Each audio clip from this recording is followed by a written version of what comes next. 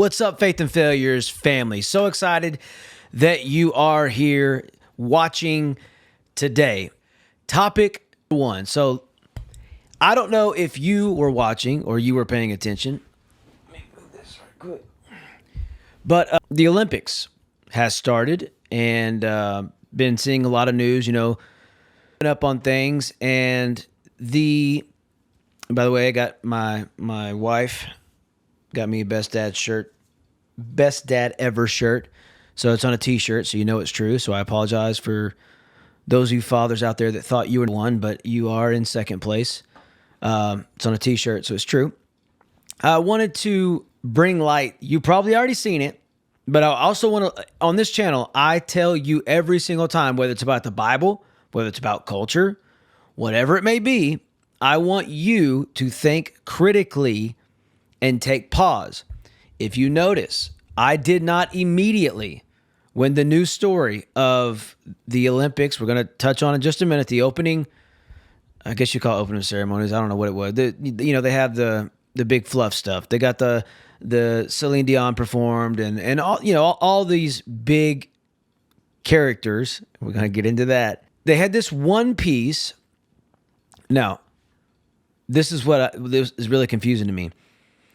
I went into YouTube, and maybe I just searched it wrong. I don't know, but I thought for SEO, the people who put things on like this, they want their things to be found. So if I type in 2024 Olympics opener, The Last Supper, that it would easily pop up. Or opener, Olympics 2024, put all that in there and search it.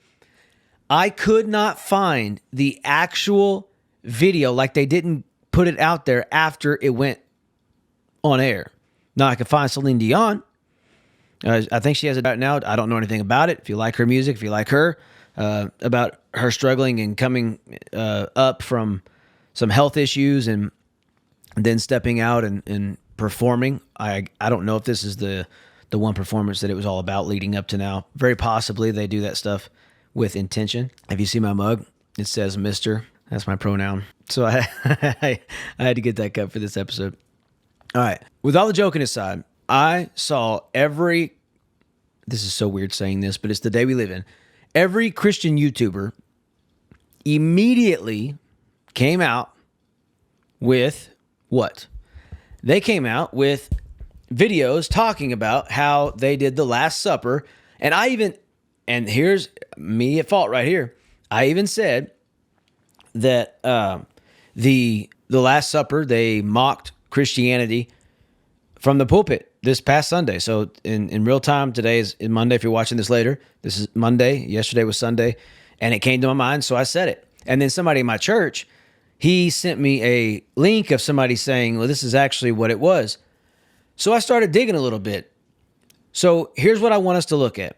And this is what I want you, my mug says otherwise, buddy. I want you to think critically and use your brain when stuff like this comes out. Why?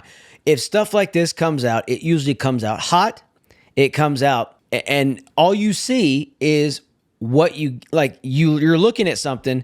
And if you don't take the time to breathe for a minute and actually process and think through it, you'll end up doing what all these YouTubers did, is come out with something and say something is one thing when apparently it's something else. So speaking of Christian YouTubers, we're going to watch a couple of videos like we normally do. We're going to react to them. We're going to talk about them. Now, this one guy, what do you mean? He is his story is pretty amazing. He actually has is it cochlear implant? What is it when they can't hear very well? He has it. You can't see it back there, but he has a pretty phenomenal story. And we're going to watch his little video. It's just over 5 minutes long. And then we're going to actually go to the apology. And then we're going to go to of a leak that came out when they said it wasn't supposed to be.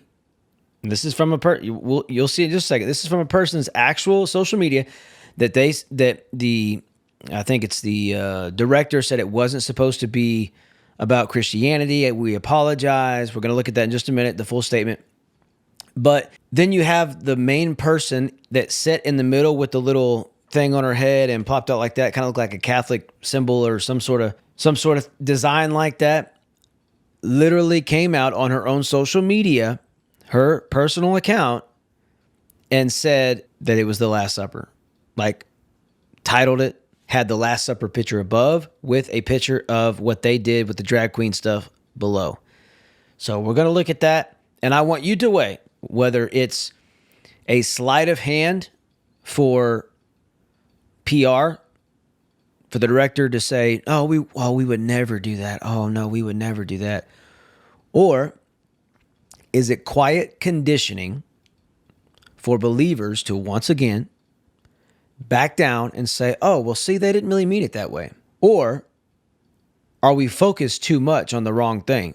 They did a drag queen show at the 2024 Olympics, and I ask you, for what? This wasn't an accident. This type of thing has a staff. It has producers. It has writers. It has a whole production team that goes through the process of planning out what they're going to do in the event to come. And it made it all the way to production, and people are acting like it's a shocker. It's evil. So let's watch this video together. Oh, I forgot I muted it earlier. According to the Olympics mission statement, they're supposed to be against any form of discrimination and also opposed to any political abuse of sports and athletes. But as soon as the opening ceremony started, it proved that was a lie. They started off the Olympics with things like this and this. And the one that has people offended the most was this, which appears to be a rendition of the Last Supper of Christ with the disciples, but instead of Jesus and disciples, they were replaced with drag queens, an obvious offense to Christians everywhere. And as you would expect, Christians were incredibly upset by it, and understandably so. The Olympics is supposed to be a time to unite all other countries around the world in the spirit of sports. But instead of uniting, they seem to go out of their way to completely offend 2.6 billion people and make the main focus of the event political as opposed to sports. And this has become the problem, is that they're using this ideology to force on people and then make you into the bad guy. They're forcing you to say lies are truth and that good is bad and that you're just not being accepting.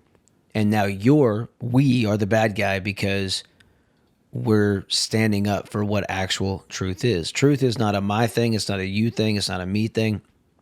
It is a God thing. So that's just the bottom line. But it's not just Christians that are seeing this trending problem either. More and more non-Christians and people of other faiths are starting to agree that there seems to be a growing attack on Christianity. And frankly, Christians are sick of having their faith mocked and tired of being undercut and treated without the same respect that the other religions seem to have. Whether it's Islam or Hinduism, Christianity is the most mocked religion. And so in response to this problem, most Christians online seem to be saying things like, we need to take a stand and not allow the Olympics to mock our faith. Paris Olympics right now is mocking Christians. If this were done to Muslims, they wouldn't tolerate it. But for some reason, we as Christians, we tolerate that. No more. We need to stand up and do something about this. But what exactly does that mean? Do we start to become violent like Islam? What approach should we take in response? Well, one way to respond is how George Jankel did on X. He made a tweet saying, I'm respectfully not watching the Olympics this year. I'd ask for you to peacefully do the same. So his recommended approach is something like respectfully boycott the Olympics so that way your voice can be heard, but not out of rage, anger, or attacking. But others, like Brandon, for example, took a far different approach, responded like this. You making fun of and mocking Jesus of Nazareth, then I'm gonna make fun of you looking like a greasy pig. Look like somebody gonna put on a roast and roll over. 400 pounds. But still, others like Ryan Garcia took it even further. Garcia tweeted a bunch of things like this. They, them, I hate you. Blank you, Jezebel. I'm protected by the Most High. Burn in hell, trans people. And other tweets. Okay, so this is one dude that I can't stand. And this is where I part ways with people who claim Christianity and they are straight up just acting like the world.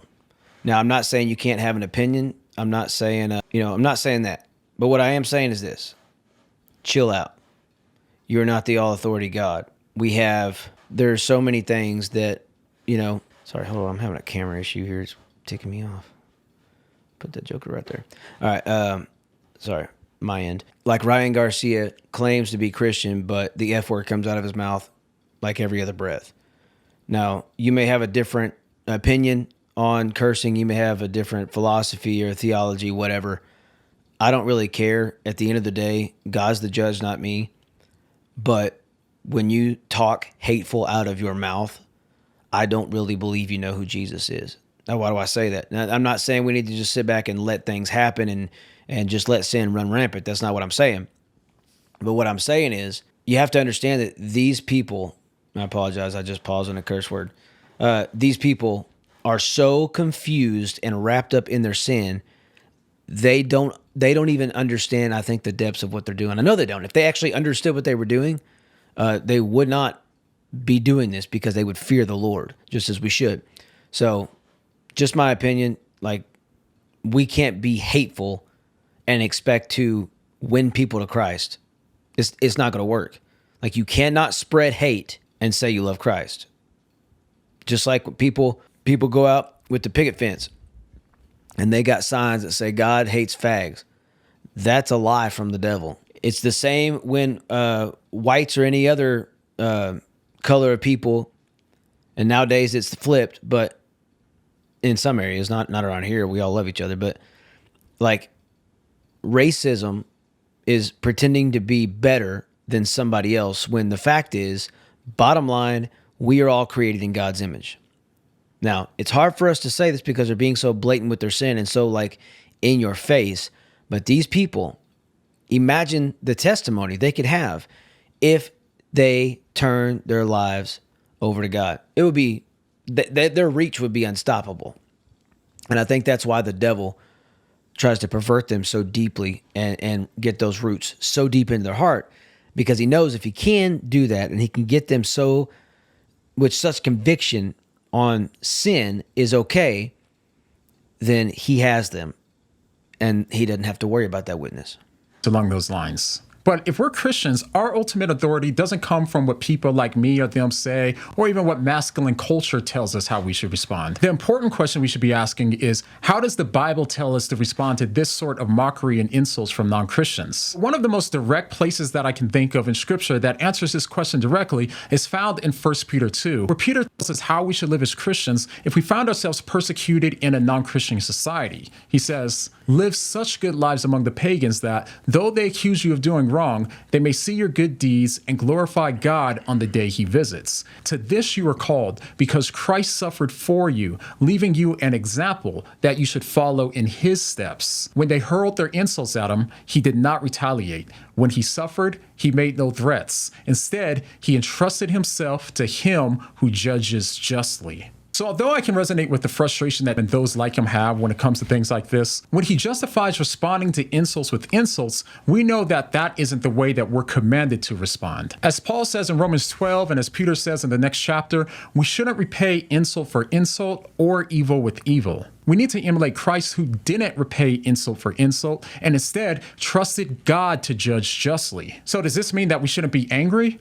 Of course not. Be angry, but don't sin in your anger. Nor does this mean that we should just ignore it and not let our voices be heard. In fact, one way that we can respond is to boycott, like George Jenko said. So this doesn't mean that we should just sit and do nothing. Instead, we need to let our voices be heard while also being careful not to drift into sin and act out of our flesh when doing so. Despite our anger and frustration, God doesn't wish that any should perish, and so we shouldn't either. And even more importantly, we can't do so from a place of self-righteousness, as Ryan Garcia's tweet came off as doing. The reason why 100%. Is because the gospel tells us that we're no more deserving of salvation than every single trans person on that stage. We're no more qualified of heaven than they are, or even the worst person that you can think of right now. Hold on, in case you missed that, let me run it back.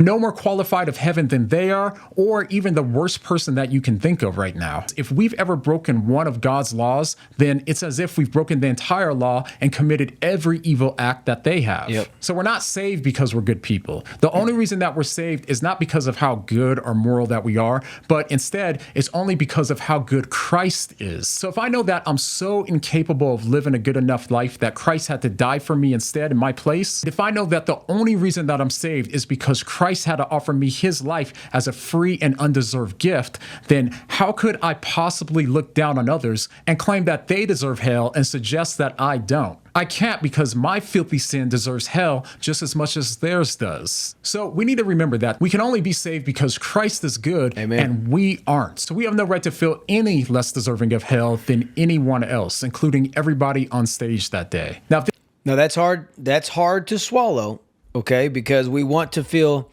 justified.